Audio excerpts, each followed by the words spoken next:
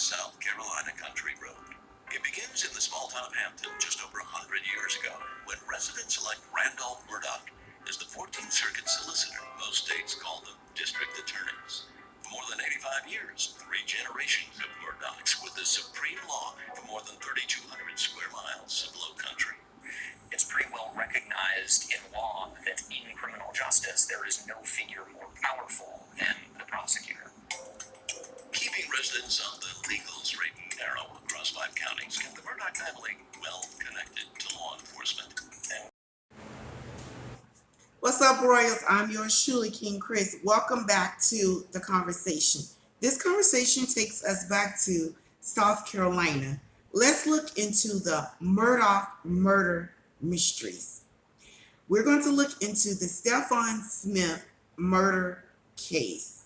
Stephan Smith, 19-year-old, died on a rural road in Hampton County, South Carolina in 2019. His death was ruled as a homicide, as a hit and run. His body was found in the middle of a sandy runs road on July the 8th with deep gashes on his head. His mother would say that she learned that there are 2 justice systems in the Palmetto State. One system is for people like the Murdaughs, and one system is for everyone else. Meaning, there is one system for people that has money, power, wealth, and greed, and one system for commoners like you and I. Stephan's body was found with massive head injuries. His right shoulder was partially dislocated. His shoes was loosely tied where his clothes appeared to be untouched. He had his cell phone and his keys was still in his pocket. His wallet was left behind in his car. His car was found 3 miles away from where his body was discovered. Detectives also noted in their investigation that the gas cap was unscrewed and it was hanging outside of the gas cap door.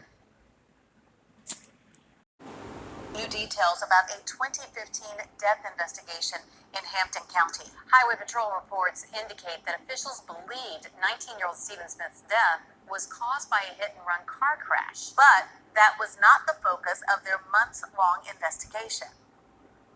Somebody said he got hit by a car or something. That's what you heard. I didn't get hit by a car. You did? Well, tonight we are getting a look at released documents from back in 2015 showing the agency spent months investigating the death as a homicide. Now, SLED has opened an investigation into Highway Patrol's 6-year-old case. This after the agency says they found information related to Smith's death while investigating the murders of Paul and Maggie Murdaugh. Our Adam Mentzer has the latest on the investigation. SLED has not released what they found while investigating the deaths of Paul and Maggie Murdaugh that led them to open their own investigation into Stephan Smith's death. But according to documents and tapes that were obtained through a Freedom of Information Act request, the Murdaugh family name was brought up multiple times in interviews with Stephan Smith's family and friends regarding his death. In the recorded interviews, a couple of people told investigators that they heard a group of people spotted Smith along the road and then did something that led to his death. Despite the numerous mentions of the Murdaugh name in multiple interviews, law enforcement has never implicated a member of the Murdaugh family in Smith's death. But at several points, investigators told the people they were interviewing that they were not afraid of the Murdaughs and wanted more answers into how Smith died. While they also asked people if anyone disliked Smith for being openly gay, this audio shows the prominence of these rumors and the skepticism investigators had about it being a hit and run. You don't have to agree with Stephen's lifestyle, but that don't mean that he gets to be killed and nobody gets to find out what happened. I'm gonna be honest with you, we're at a loss. Even the sheriff's department, I mean, everybody's. There's nothing, and this is one of the reasons why I don't feel like it's a hit run. I've looked at the body itself, just does not. A spokesperson for Highway Patrol tells me that the case of Stephen Smith's death went unresolved and remained open, but they've given all of the documents and information they have over to SLED. Now, I asked if any member of the Murdaugh family was interviewed in this case. They declined to comment at this time, citing it being an open investigation. I also reached... And I forgot to mention that his right hand had cuts and bruises. So there was a conflict in the autopsy and a conflict in what the investigator said.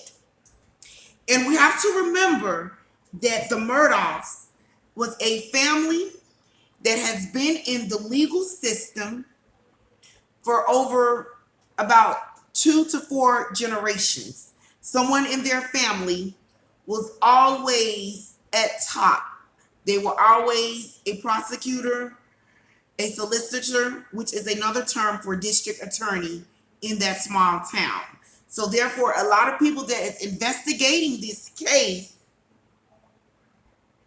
would know what was going on and would know, because there's been talk in the town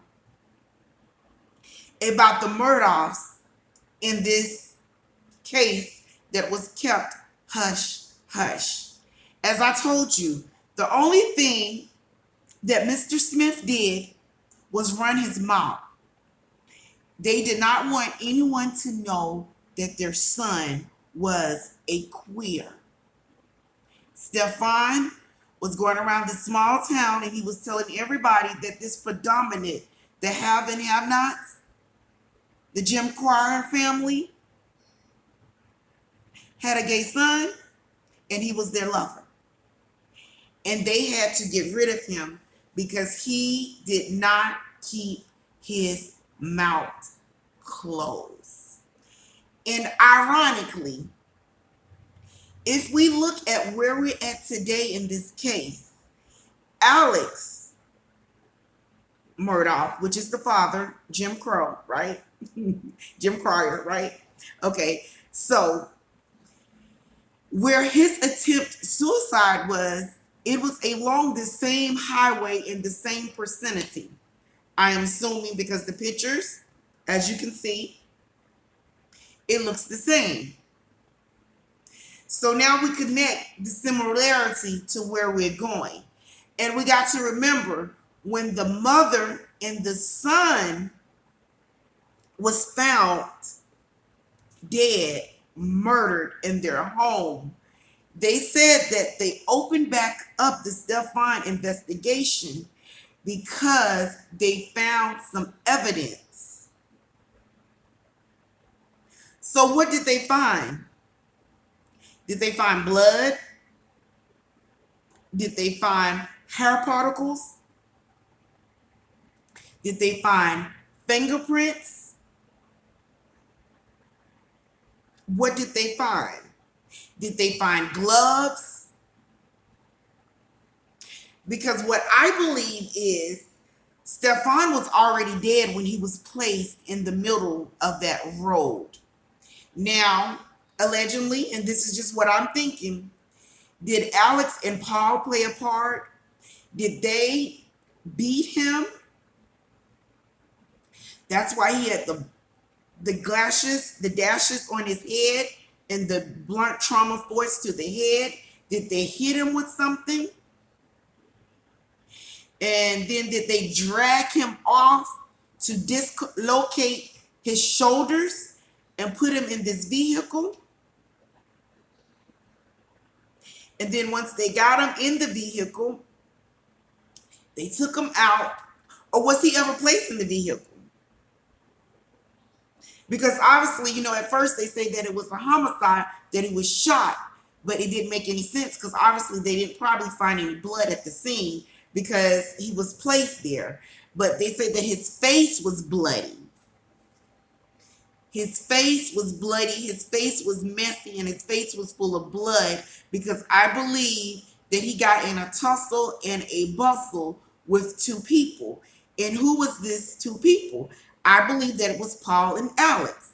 And then, hold up, wait a minute. Would it make any sense for Alex Hickman to be a part of this too? One thing for sure that I know is that Alex and Paul had a hand in this man's death, whether they hired a hitman or whether they were there when it happened. But what I know for sure and what I think is that this man was dead when he was placed in this road.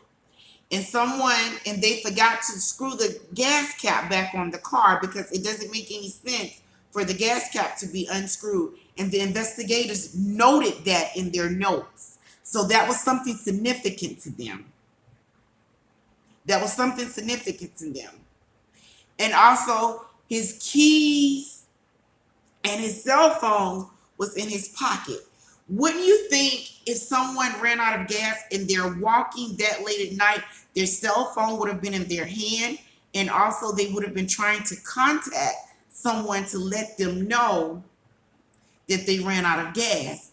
And also I want to know, was there any cell phone calls made from Mr. Smith's phone when he supposedly ran out of gas?